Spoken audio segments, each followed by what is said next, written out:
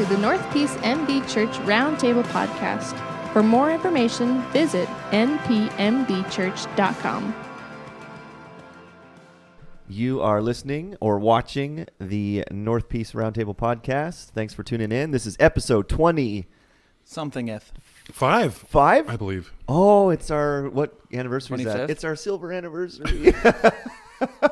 I always forget. But anyways, this is a podcast where we talk about theology and the Bible and how that affects the way you live. My name is Andrew. With me as always is Corland. Hello, hello. And Cameron. Good morning, good afternoon, good evening. Oh, I love it. I love it when you say that. Whenever you're watching. So Anyways, cheesy. I know.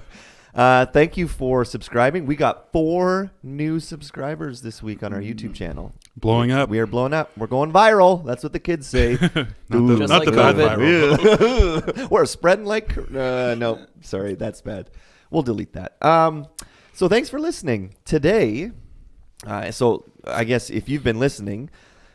we've kind of done a mini series, if you want to call it that, about creation and the fall and redemption, and then now what does that look like to live and follow Jesus? Sanctification. So today we're going to kind of like kind of end that series, and we want to talk about a topic that we were joking before. This could be like super interesting and helpful, or some of you might be like, it's kind of boring, but we're going to hope for the super interesting and helpful. If it's boring to you, you're probably living in sin. Yeah.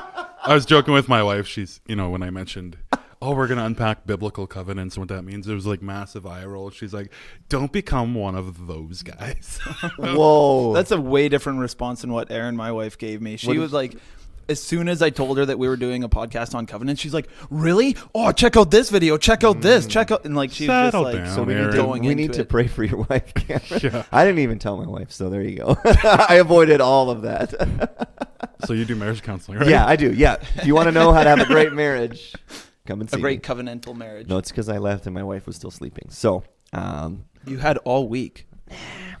Okay. lots going on. Anyways, so yeah, we kind of already mentioned it, but we want to talk about the idea of covenants in the Bible, and it's actually a huge theme throughout the Bible. So it's not some obscure this one verse talks about covenants. Let's try and unpack it. It's kind of a major theme of redemption throughout the Bible, and I think there could be some confusion around it, or maybe misunderstanding of what it is. Why does God do this? Like, what? Mm-hmm. Or I even, it seems like, okay, did God stop that covenant and start a new one? Or what? I think there's some confusion around it. And it's quite an amazing picture of who God is when you unpack it. So this might be, we'll try and see how far we get, because there's a lot here and it might be a 2-parter. But to start, what some people might not even be familiar with that kind of language. Like, what is a covenant? It's kind of a wild word, because I think that even if we don't know what it is specifically, or we couldn't define it, it is one of those words that, especially if you grew up in the church, I think most people would probably agree that it's got almost a weight to it. It's like, oh yeah, covenant. Like Indiana Jones and the Ark of the Covenant. Yeah. Like there's something to that word, even if you don't necessarily know exactly what it means. But by definition, at least the definitions that I found kind of put into one little eggshell, is an agreement or promise, usually under seal, between 2 or more parties, especially for the performance of some action. Say that again. An agreement or promise, usually under a seal, between 2 or more parties, especially for the performance of some action. Yeah. So could we say it's a promise? Pretty much. Or is it go a little bit deeper than that? Well, I think it goes a little deeper, because it's like a promise mixed with a commitment. And I think that's the word. So it's a partnership, an agreement almost. But what makes biblical covenants so unusual is God knows the end from the beginning, and knows that commitment on behalf of a party will be broken, yet still enters covenant, which is kind of fascinating. Yeah. Because normally in this day and age, when we just replace covenant with the word contract in modern day language. That's a good point. Yeah. And we go into contracts fully expecting that each party will submit, and if not, there is consequences in modern day contracts. And we see similar language in biblical covenants, although, as we'll unpack, God keeps making them, which is fascinating. Yeah. I think two worldly examples, like two examples that we have right in front of us that at least help me kind of understand what a covenant, kind of how that acts. One would be a marriage, like a biblical marriage would be a covenant, right? So you have two parties, both willing to perform actions to show each other love, gratitude, and to grow in their relationship and to further the purpose of whatever their marriage is, or a business partnership. So you have two different businesses or two different people in business together, each performing different roles, but to further that business. So our covenant with God now would be through Jesus, and that is to glorify him. Spoiler alert. No, I think you guys are both right that I liked your definition, Corlin, that I think it is more than just like, pinky promise. There's some weight to it. It's this solemn commitment where it's like there's certain obligations that come with it. And yeah, like both parties kind of enter into this, and it's sealed. And a lot of covenants in the Bible, and we'll get to them, it was kind of like, penalty of death if you don't keep your end of the deal. Like, because in the Bible, you see covenants between people, like humans, person to person. You see covenants between nations sometimes. The ones that we're going to focus on, you see covenants between God and man, but they all kind of carried this. It wasn't like, I'm the king of, Assyria, and I'm, oh yeah, sure, promise, and you shake your hand with the other king. It was kind of like, and if I break this, you can kill me. It was like, it carried a much more weight. I think you're right. Today, the Christian view of marriage, hopefully, is a covenant. I think, like you said, Cam, I think in almost every sphere, we've just replaced that with even marriage is seen as a contract. Yeah. By and large in our world. And it's kind of like, till death do us part, but if anything comes up, I can get out of it kind of thing. And the biblical view would be like, till death do us part, and that's the only thing that can part us. Yeah. That's the goal, right? Obviously, and we won't go into it, but obviously there's brokenness, and Christians still get divorced. We're not saying that we're perfect, but that's the goal. But we live in a kind of a contract world. Like when I went and got my cell phone, I didn't like enter into a covenant with TELUS or whatever. Like it was kind of like, if you want to break your contract, you just pay a little bit and you're out of it. And it's not a big deal. So would you say that in biblical context, a covenant has to have a consequence specific to if that covenant is broken? Yeah. There's certain conditions where, and we'll get to this. There's certain conditions in each one. So even like, so think about Israel. God says, here's the covenant. If you obey me, I'll bless you. If you disobey me, all these things are going to happen to you.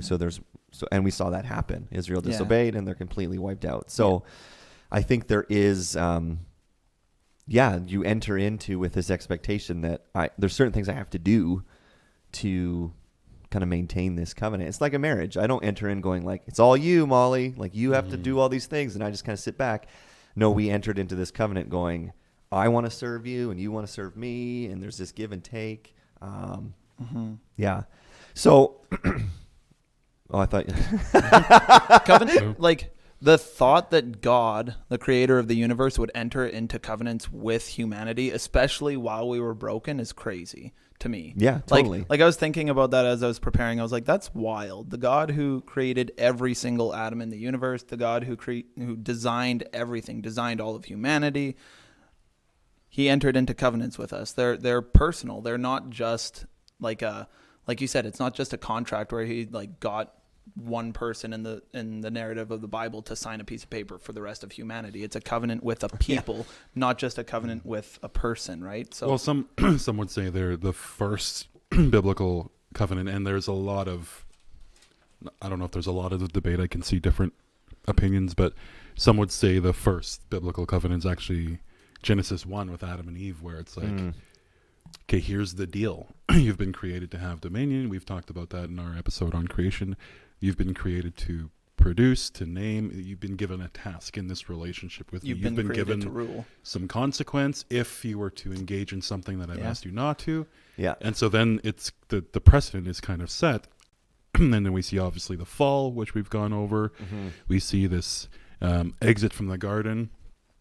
And then whatever the timeline between that and the more common first covenant being Noah, we see this decline of humanity to the point of rampant sinfulness and rampant brokenness. And then throughout each covenant that we see, there's always this redemptive nature. And what makes it different than contract or covenants between nations is we have this undertone of love and desire for redemption, which is unique to biblical covenants between God and people. And that's what I think is one of the greatest distinctions in these covenants, is that it is not contractual. It is not do this or this. It is this promise, knowing the other party will not live up, but still desiring that they do. And so that's kind of beautiful, and brings us to Noah. Yeah. So if you read Genesis 6, it kind of first makes mention of this covenant, and then Genesis 9 after the flood. So Genesis 6, God's kind of giving, instructions for the ark. Do this, make a roof, 300 cubits, 50 cubits, blah, blah, blah.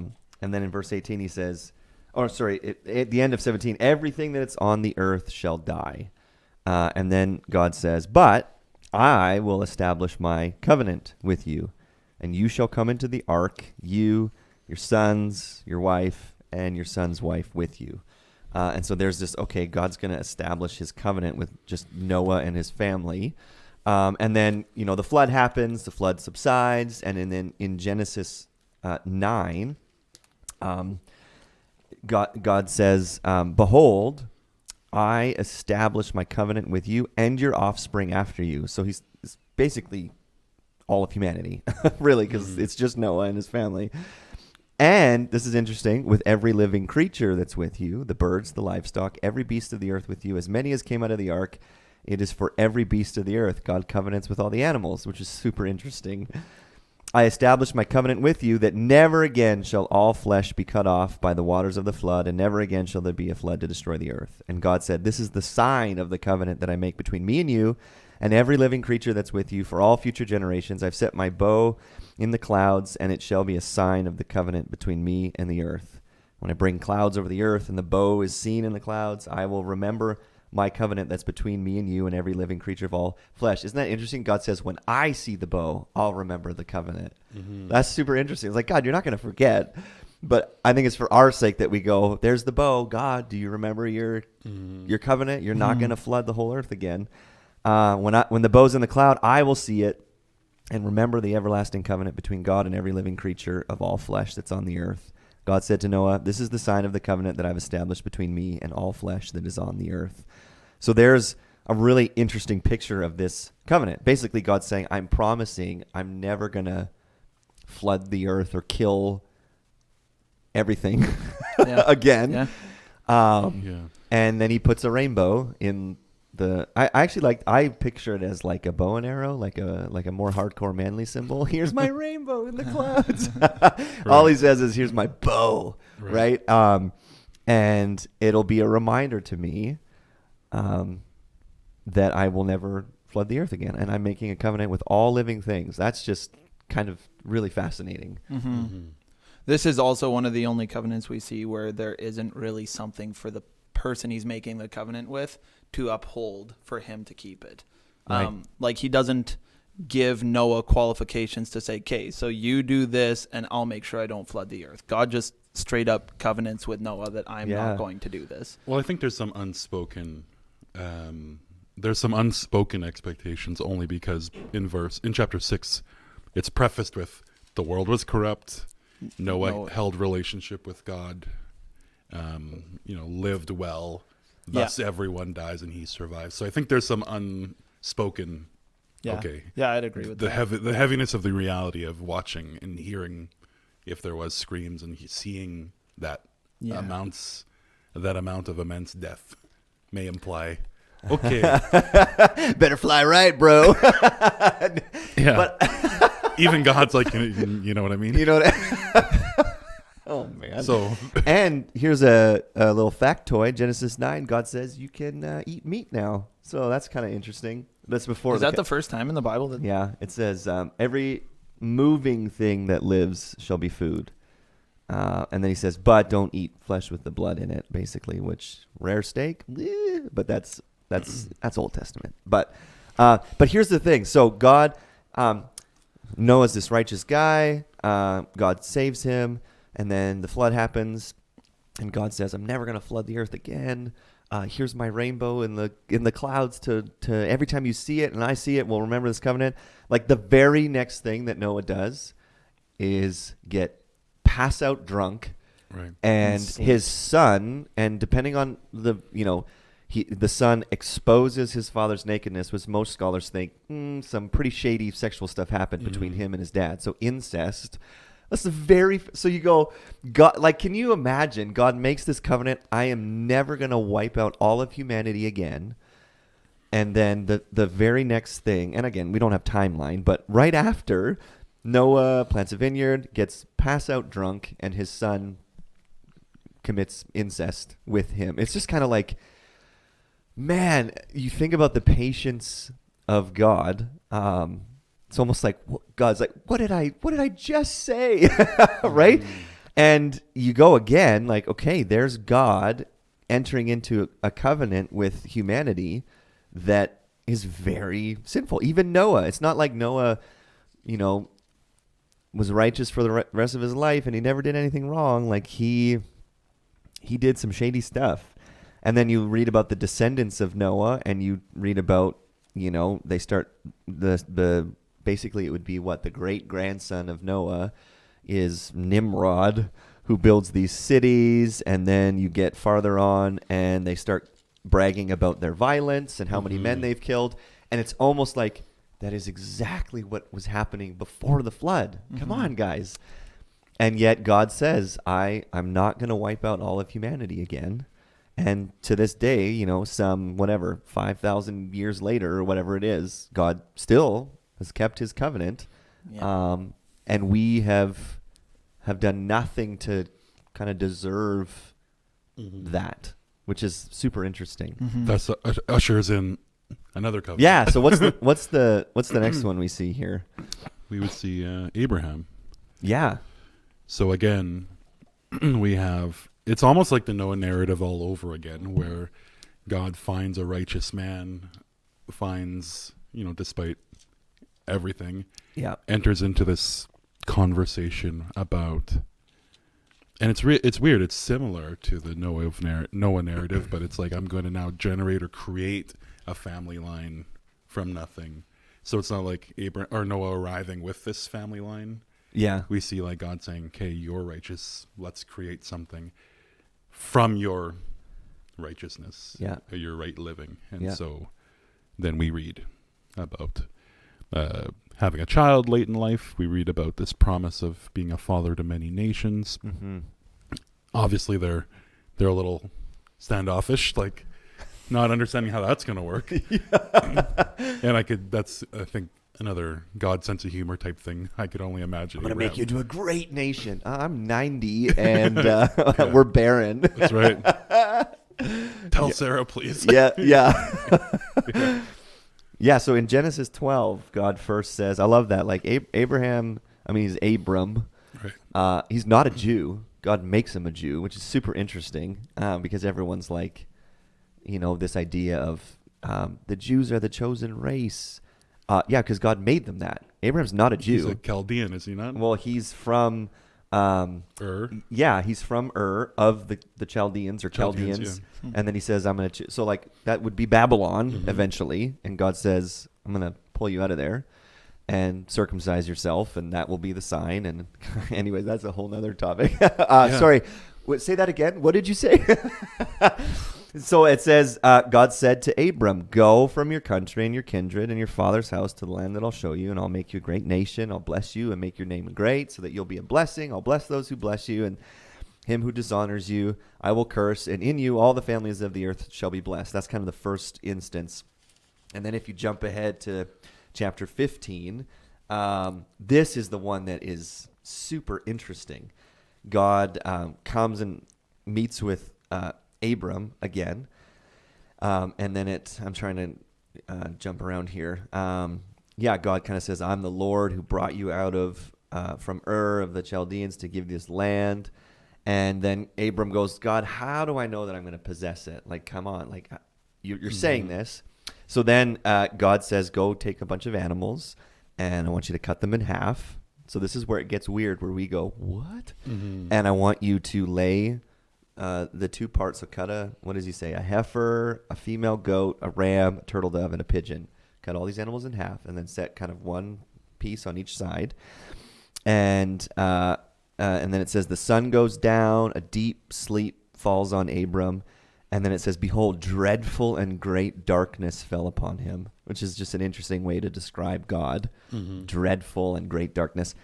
Then the Lord said, here's the promise, know for certain that your offspring will be sojourners in a land that's not theirs, and will be servants there, and they will be afflicted for 400 years. That's God talking about Egypt. But I will bring judgment on the nation that they serve, and afterwards they shall come out with great possessions. As for you, you shall go into your fathers in peace and be buried.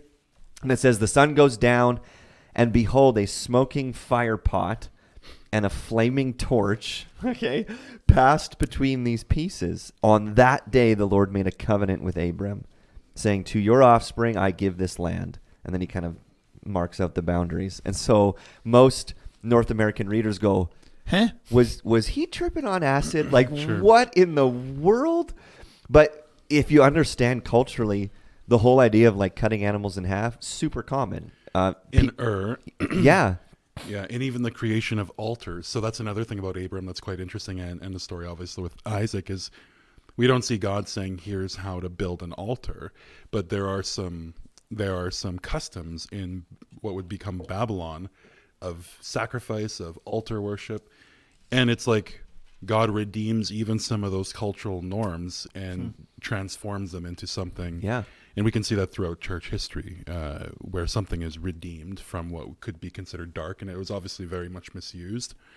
And then Abram, through that relationship, is restoring some of these practices, and God's actually redeeming them. And, cutting animals in half may have been quite bizarre, but maybe not so much to Abram. If he's I don't think so. Yeah. From that, and so, and I think that's what's actually more interesting and more miraculous about this new engagement relationship with the God of the Bible is he's like his mind's probably blown over and over because he's seen all these dark practices, and now the living God is making himself known to Abram through things that he could recognize, things that and someone makes sense. And even like so when you read sometimes kings would do this when they were covenanting with different kingdoms. They would cut animals in half and they would both walk through, and the purpose of it was essentially the two people entering into the covenant or agreement were saying, if I break the covenant, it was this sign. See all this blood and these animals are ripped in half. If I break the covenant, let that happen to me. That was so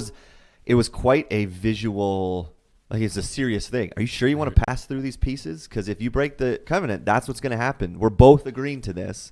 Right. But here's what's interesting. Only God walks through the pieces. If we're not told that Abram actually God doesn't go, okay, Abram, come here. We're both going to walk through together. Your turn. Yeah. Abram's watching this happen. And so God is entering into a covenant with a person. And basically God's saying, I'm going to keep both sides of this. I'm going to do this for you. And even if you don't believe me, I'm still going to do this for you. Which I find so unbelievable, because again, what's the next thing that Abram does? Sleeps with Hagar. Right. So you go like Noah, covenant, what does he do? Pass out drunk.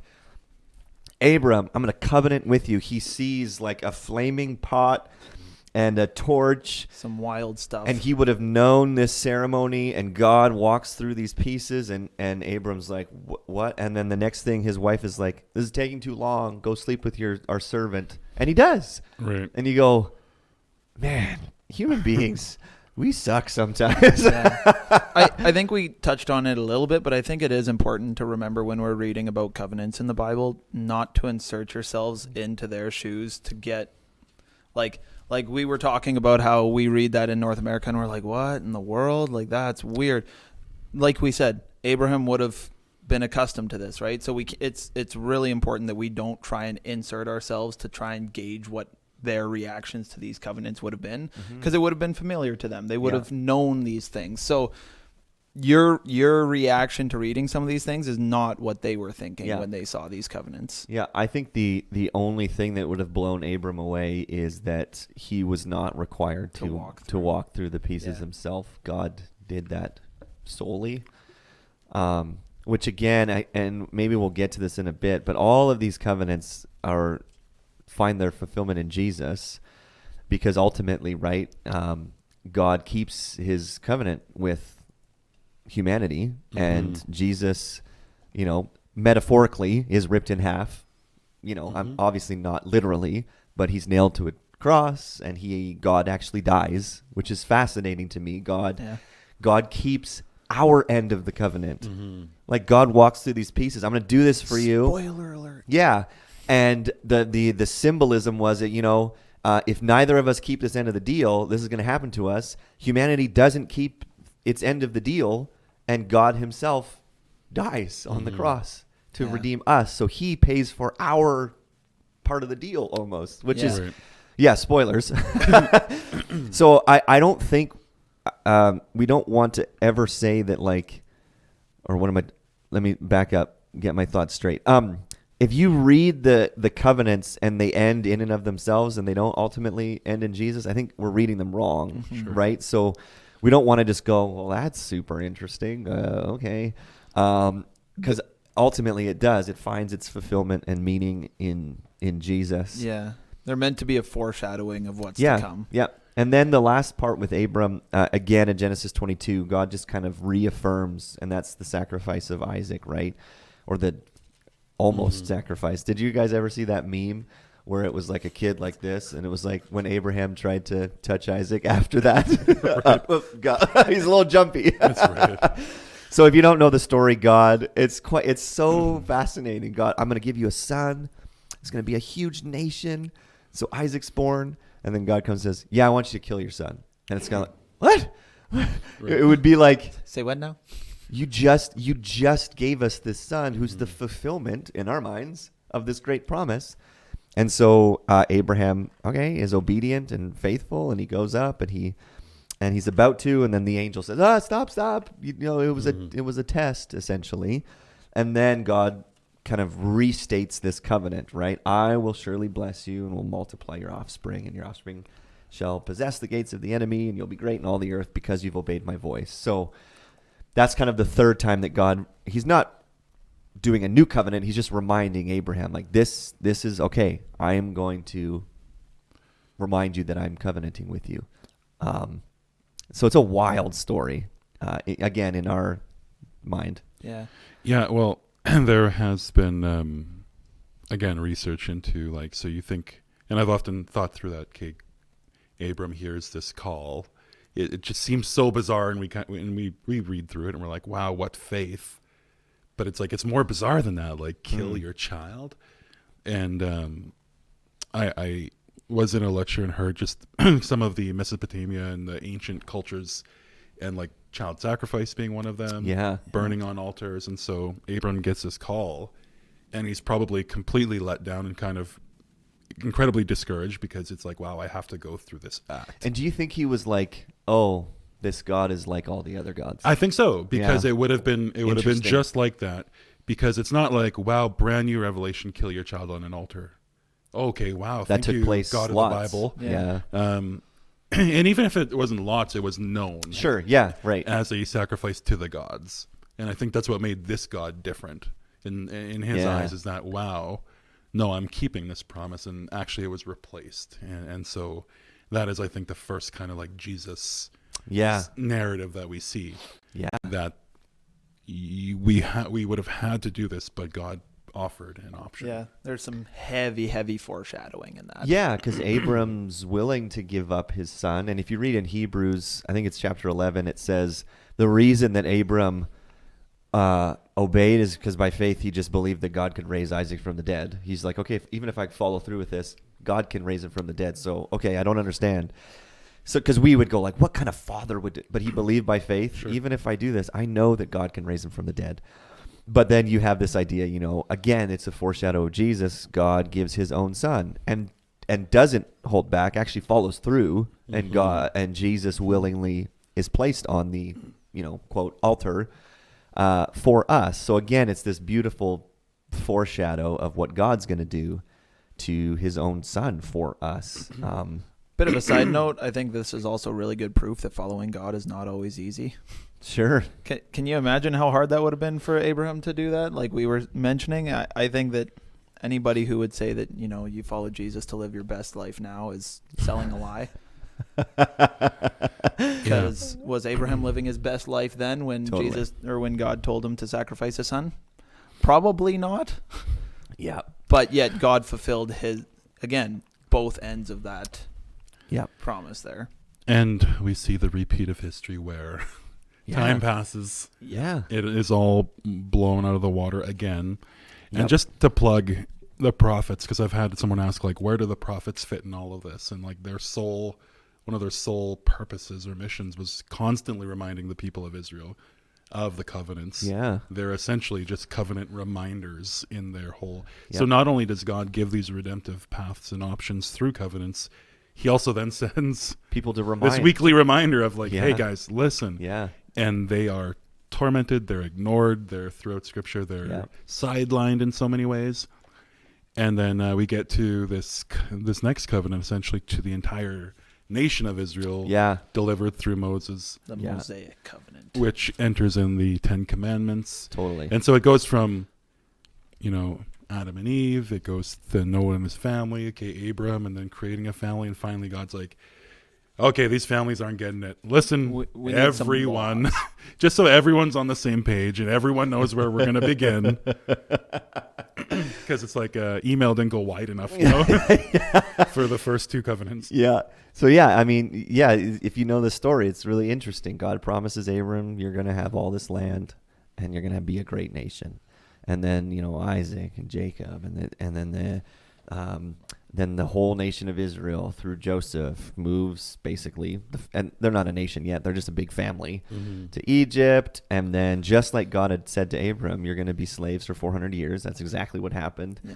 And then God comes to a man named Moses, the burning bush.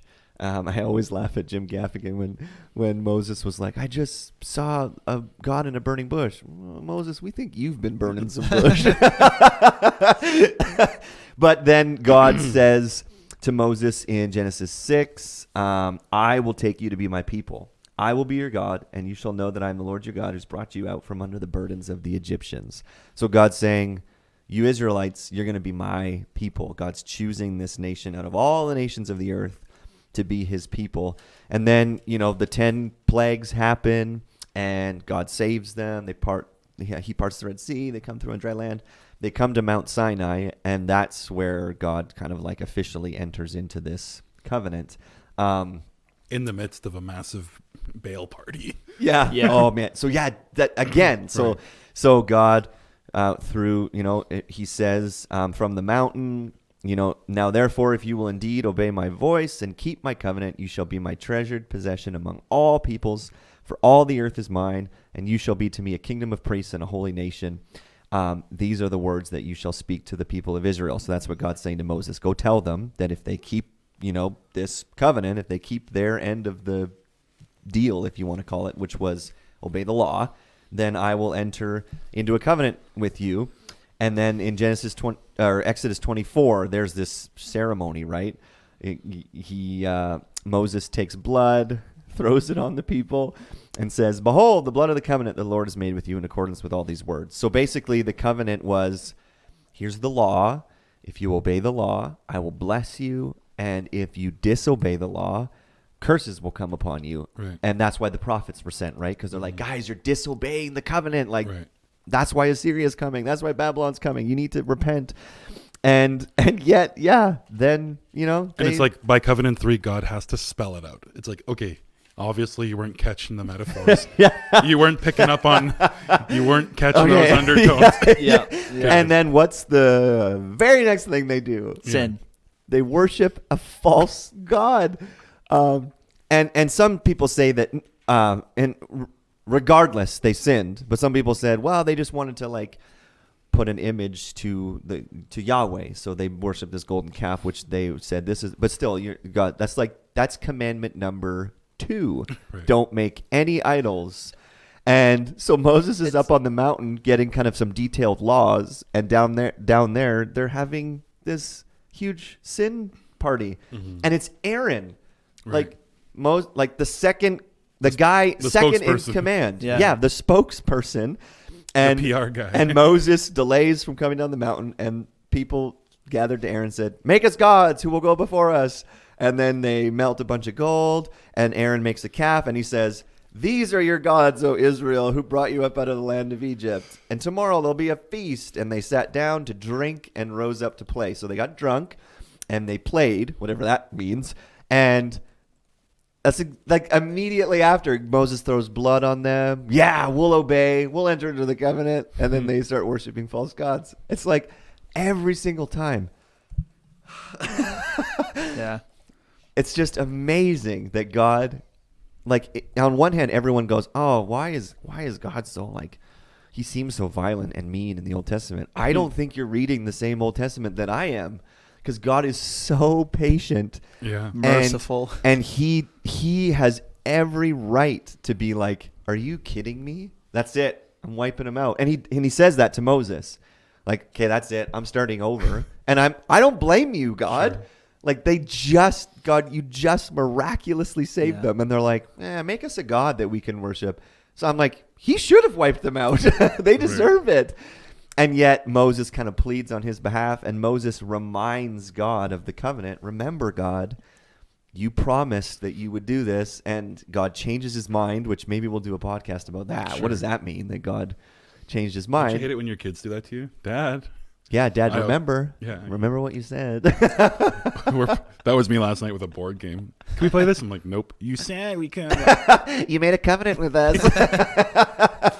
And I imagine that the people of Israel sound just as whiny as my 7-year-old daughter. Yeah. And I mean, there's consequences. Sure. A bunch of people did get killed. Yeah. And you remember the movie with Charlton Heston, I think it was? I've never seen that. Really? The original, like... Exodus, or what was it called? The Ten Commandments? The Ten Commandments, yeah. From like the 60s. It's pretty good. I have not seen it. Oh, wow. I think they left that part out of the Prince of Egypt, right? The cartoon. That's right. Strap a sword. Let's go kill all the... But yeah, so Moses comes down, smashes the tablets, because he's pretty ticked off, which rightfully so. And then he kind of yells at Aaron, like, "What did you do? Why would you do this, Aaron?" And Aaron, I love it. He's like, "Oh, it's the people. They're evil." And then Moses basically says, "Who is on the Lord's side? Come to me." And they went through, and it says 3,000 men were killed that day.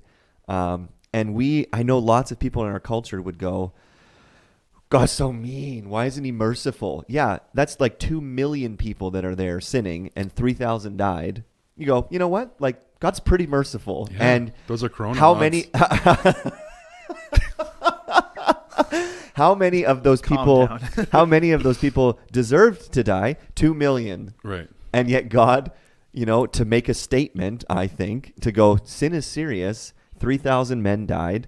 And then God, again, just has incredible mercy. And in Exodus 34, it says the covenant is renewed again, right? God says, "Behold, I'm making a covenant," right? And it's just so amazing, God's patience, that because they had all agreed to it. If you disobey, this is going to happen. They went, "Yep, we can obey." And immediately they disobey. And then God renews the covenant again, solely because he is loving and gracious and merciful, and he loves them. Like, it's unreal.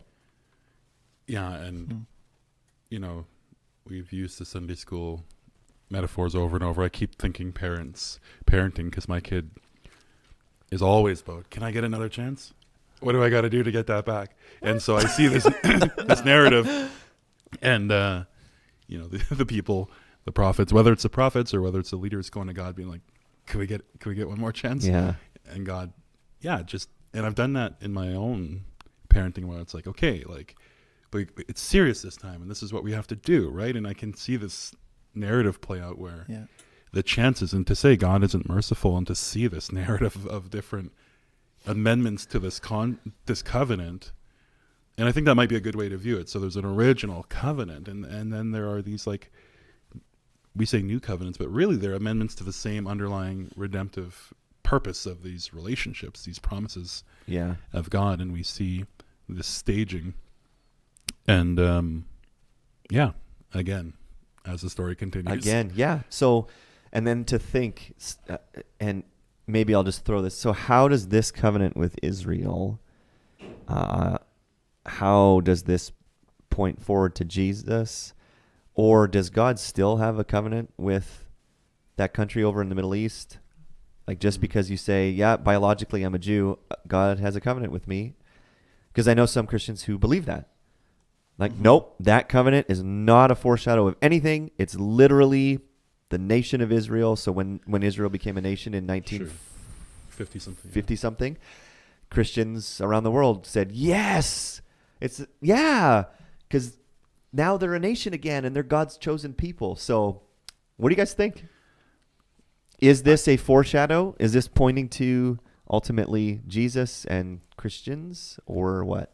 I think my initial reaction is I would say I don't know enough to give a definitive answer. But I think, to my understanding, I would say that when God ushered in the new covenant through Jesus, it's that new covenant. It's the amendment. So it's the nation of Israel, as in the people who follow Jesus. That's my understanding anyways. I would say, is there a special place for what we would consider the nation of Israel today? I don't think so, but I don't know for sure. Yeah.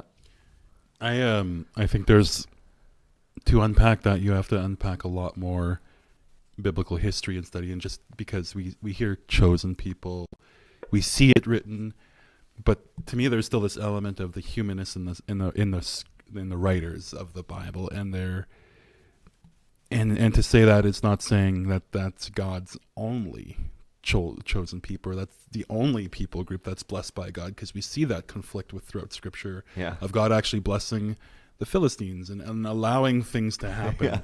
And so it's like, well, it's in one of the minor prophets that he talks about how he brought. Is he going to like ignore the Israelites for a moment and like actually? Well, yeah, it was in one of them when he talks about like, I brought them out as well from slavery. It's kind of like, oh, interesting. And so, and we've seen these narratives throughout world history, not just biblical history, that align. And then to say that it's only the Israelites would actually be pushing against some of the attributes of God. Yeah, totally. And his omnipotence and his mercifulness to all human beings. Yeah. And so I think what makes this covenant different is that it allows a sense of responsibility for everyone. Rather than just that responsibility given to a smaller group to then communicate. Essentially, it is given to a smaller group, but to say now that it's just the nation of Israel, like you're missing the fact that the folks there predominantly are not Christians. Yes. They've ignored a lot of the truths of the last half of the Bible, which is kind of a big problem. And so to sit here today in the West thinking that this small group on this landmass in Israel are chosen by God and thus have some sort of a free pass is a little naive, because what we would actually see is that same group of people making the same mistakes today in 2020 by not following Jesus the Savior and still being stuck in that old covenant. Yeah, and I think it's when we it's a lot of, and we don't have time, a lot of it is connected to your end times view and blah, blah, blah, blah, blah. Yeah. But I think if you read the Old Testament and your view is that God loves Israel and doesn't love anybody else, you've read the Old Testament wrong, because all throughout the Old even the promise to Abraham, loves them a little better. Yeah, even the promise to Abraham, I'm choosing you. Why? So that you'll be a blessing to everybody. And God, all throughout Isaiah, talks about his heart for the nations. The point of God choosing Israel is not that I love you only. The point of God choosing Israel was, you guys are supposed to be a light to all the nations whom I love. And so I think the Bible could have been written from any of these like God could have chosen any of these names. God could have chosen the Assyrians. You're right. To be that, and even just a small portion of them to be that voice. Because then it becomes problematic when you start thinking of Judah and Israel and like the splits and all of the awful things that happened within that nation and how they represented themselves even awfully towards other people groups, which we still see today. Yeah, totally. They're not blameless. Yeah. They're not a blameless nation by any regard. And so you have this covenant. This is my view. God makes a covenant with Israel, and the whole point is like, if you obey, I will bless you, and if you disobey, bad things will happen. And the whole point of the narrative of the Old Testament is that none of them could obey. None of them. They could just miserably failed over and over and over again.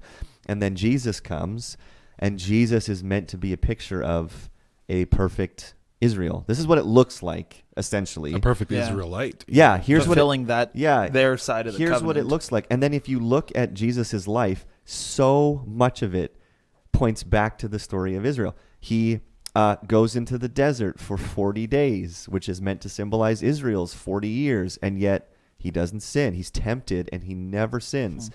He goes up on the mountain to deliver the Sermon on the Mount. Moses went up on the mountain to get the law. And so he chooses 12 disciples. There's 12 tribes. Like Jesus' life is meant to be this picture of this is how it was supposed to look like, essentially. And so I think even the covenant with Moses and the Israelites, it's not about them. It was because even the law, Paul talks about, the law was meant to, and that's the law of the covenant, was meant to show you can't do it. You need a savior, essentially. Yeah. And so Jesus comes, and he perfectly fulfills all of it. So introducing himself as the fulfillment to the law, not to do away with the law. Because, and that's whole nother podcast, where the law doesn't cease to exist in Jesus. Yeah. We actually get to see the law fulfilled in Jesus, which means the law in some sense. And I get where people get off the tracks a little and veer to one way or another, is like, okay, well, the law is no more. It's like, well, it's there. And obviously we should still strive to, that's a part of our relationship with God. We don't do away with it in our new freedom in Christ. Yeah. But we understand that we need to be more like Jesus so that we can, and hearkening back to our righteous living and how do we live sanctified. It's all a package deal. Yep. And that is the foundation towards our owner's manual for living well. Yeah. And that is the foundation to which we then develop righteous living. Yeah. Through the lens of Jesus did it, and so I can't do that, but I can be more like Jesus. Yeah. Yeah, because then in Luke 24, Jesus on the road to Emmaus, it says that he taught these two guys everything. He said, starting with Moses and all the prophets, he showed them everything in the Old Testament concerning himself. So even Jesus had this awareness that, like, yeah, it's kind of all about me. Because the law and the prophets was a way to sum up. That was a saying that sums up the entire Old Testament. That was how it was the law and the prophets. And so Jesus says, like, it's all this foreshadow to me. So I think even that covenant with Moses and Israel, it was a foreshadow, and it was part of this. You have to read the Bible as one redemptive story. God doesn't have a separate plan for Israel and then go, well, that didn't work, so I'm going to press pause. Now I'm going to deal with all the Gentiles. And then after I save a bunch of Gentiles, then I'll go back to Israel. And yet I know Christians, close family and friends, who believe that. God has a separate plan for Israel because of, well, this covenant, see? And it's like, well, I think you've missed the entire point of the covenant that he makes with Moses and the Israelites, and the foreshadowing. God has one plan of redemption, not two. And that's really shown in the covenants. Like, if you look at each one of the covenants, each one has essentially these characteristics to it. There's creation, living, and sinning. God selects a person to usher in a covenant with. There's death or consequence for that sin. Then there's new life and a promise that goes with that. And then humanity working with God for God's purpose. And then if people do not obey that, there's consequence for sin. Yeah. Again. I think the Israelites missed the whole, again, a missed message that Abram was not a Jew Israelite. Like, he was redeemed from another people group, another culture.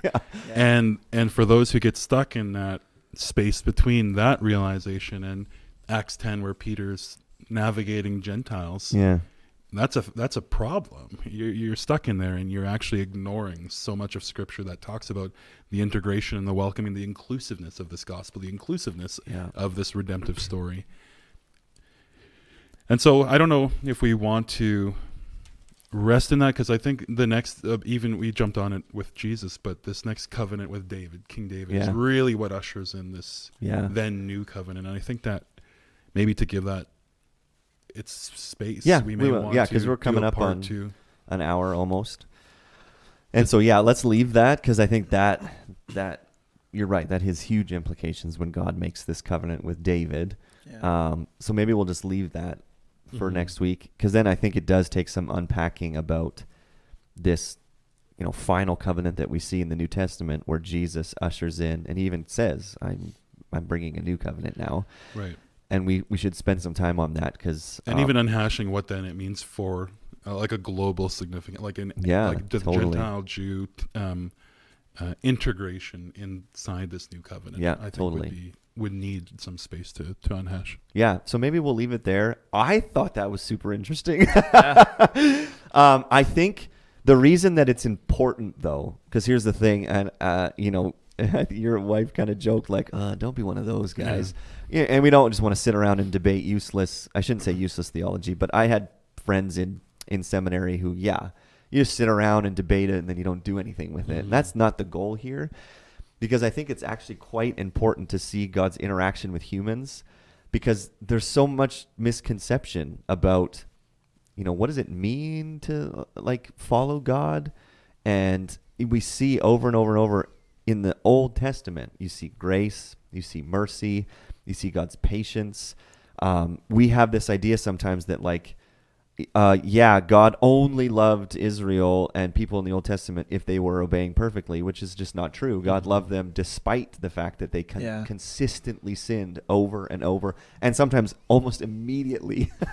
Right. And so it just kind of, it's seeing the Bible as this bigger narrative where there's just one path of redemption. And with each covenant, you kind of see it's like, and it kind of, pulls back the veil a little bit more. Oh, okay, I understand with Abram and why God's doing that. Oh, okay, now I get it with. So anyways, I think it does matter about how we view salvation and God's plan throughout human history. So we'll leave it at that, though. Thanks for listening. Hopefully that's been even just helpful in your understanding of the Bible. As always, if you want to, if you could subscribe, that'd be super helpful. On iTunes or Spotify, or if you want to watch these on YouTube, you can subscribe and leave us a 5-star review. I always hate when podcasters say that. But next week we'll unpack this covenant with David, and then Jesus ushering in the new covenant. So we will talk to you next week.